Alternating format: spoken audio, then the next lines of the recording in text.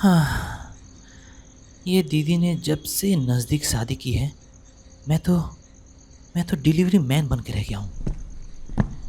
क्या ज़रूरत थी माँ को भी इस वक्त ये दूध दीदी के घर पहुँचाने की? कल भी तो दिया जा सकता था ना? खैर, दीदी हाल ही में प्रेग्नेंट हुई है। तब से मेरा इस रास्ते से आना जाना कुछ ज़्यादा ही हो गया है। वैसे तो इस रास्ते पर मैं कई बार आ जा चुका हूँ, पर आज आज कुछ ज़्यादा ही दिन ढलने के बाद मैं जा रहा हूँ।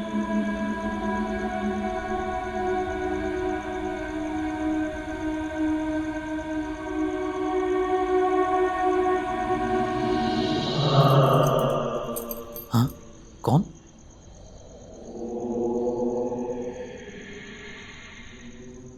मुझे लगा जैसे किसी ने मेरे इस दूध की केतली को पीछे खींचा हो, पर यहाँ तो कोई नहीं। खैर, मुझे वहम हुआ होगा।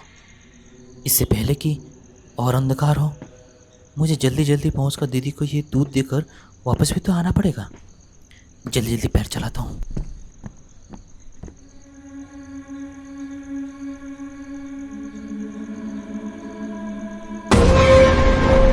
दीदी, दीदी। अरे सिंफू, तू आजा आजा, अंदर आ।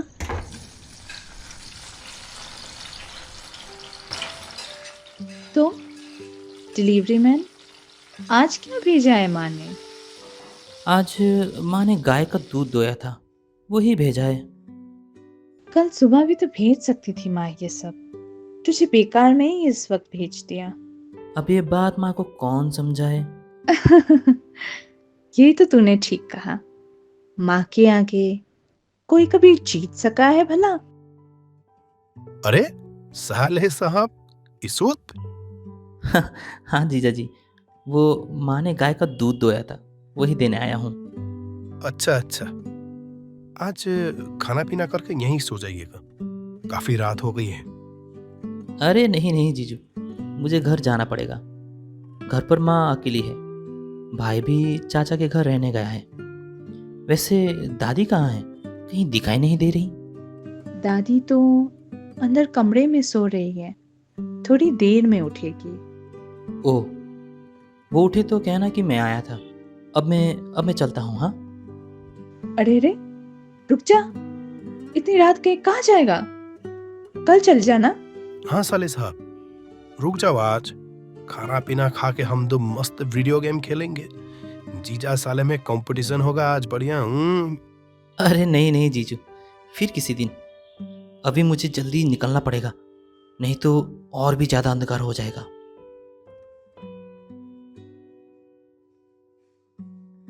अच्छा, ठीक है, सावधानी से जाना। पहुंच के माँ के फोन से कॉल करना मुझे एक बार। हाँ, ठीक है।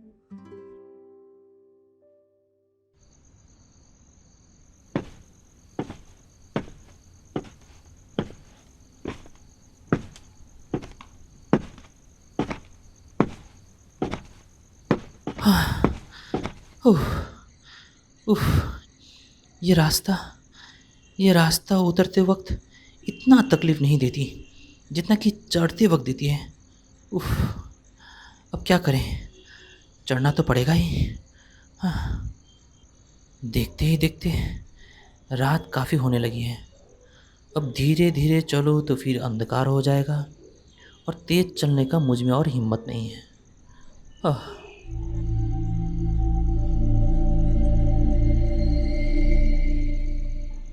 हाँ, वो रहा। वहाँ एक पत्थर है, वहीं बैठकर थोड़ी देर अपनी थकान मिटाता हूँ।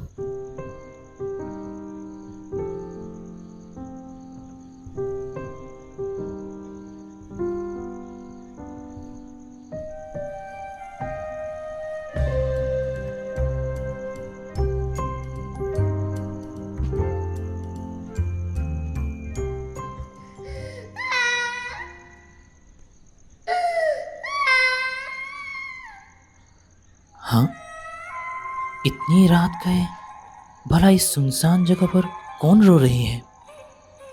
यहाँ तो कोई भी नहीं।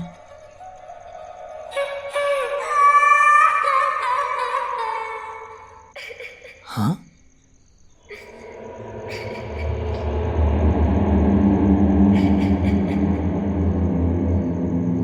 अरे इतनी रात गए, ये बच्ची यहाँ कर क्या रही है? और ये रो क्यों रही है भला? कहीं ये अपने घर वालों से बिछड़ तो नहीं गई? बोनो, बोनो, बोनो, बोनो, रुको रुको थोड़ा, जरा वहीं पे रुकना, मैं आ रहा हूँ।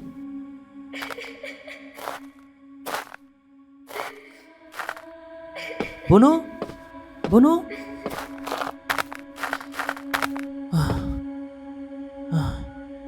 ये तो रुक ही नहीं रही।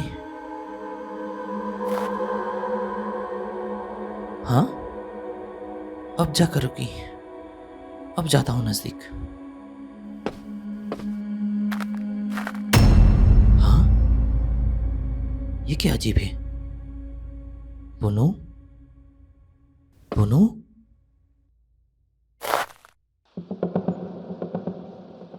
ये क्या हो रहा है? ये बच्ची ऐसी हरकतें क्यों कर रही है? इसके शरीर का रंग इतना फीका क्यों है?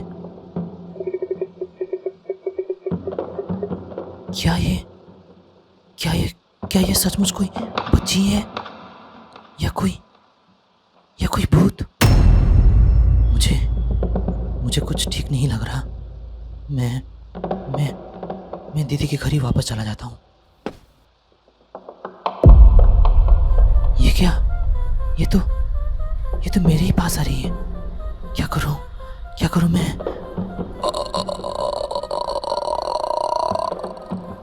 आगे बढ़ूं या पीछे उल्टे कदम चला जाऊं?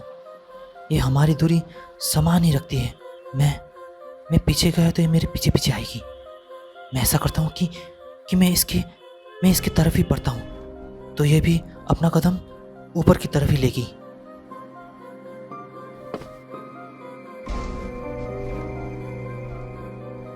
ये क्या?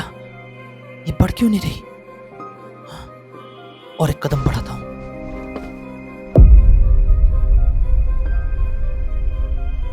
ये क्या? ये तो ऊपर जा ही नहीं रही।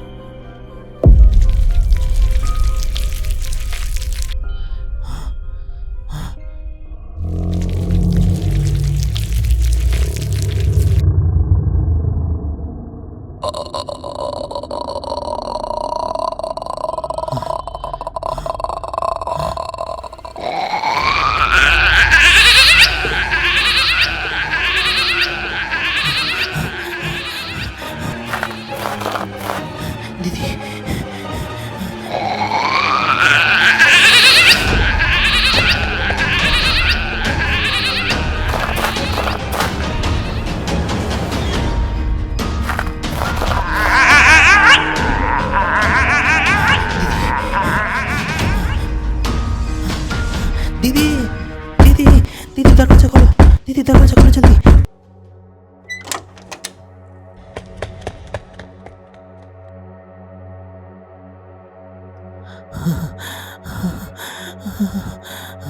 सिंपो, क्या हुआ तुझे? अरे साले साहब, क्या हुआ? वो आत्मा मेरा पीछा कर रही है दीदी। वो मेरा पीछा कर रही है। क्या? कौन पीछा कर रही है?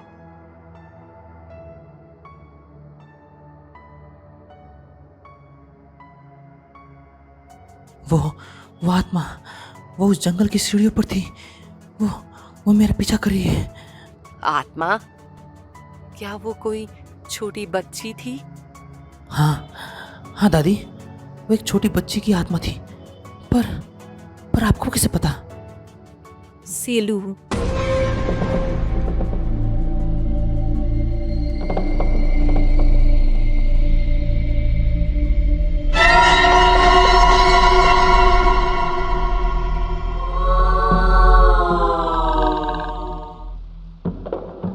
सीलू?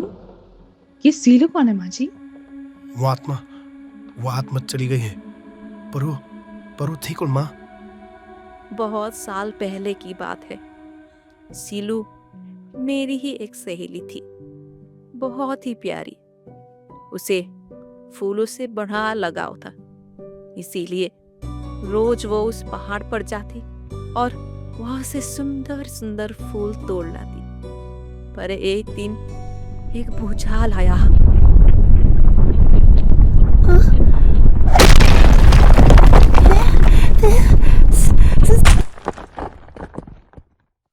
उसके बाद सीलू कभी दिखाई नहीं दी। कहते हैं कि उसकी लाश उसी मिट्टी में कहीं दफन हो गई। गांव वाले कहीं कोशिश के बाद भी उसकी लाश नहीं ढूंढ पाए।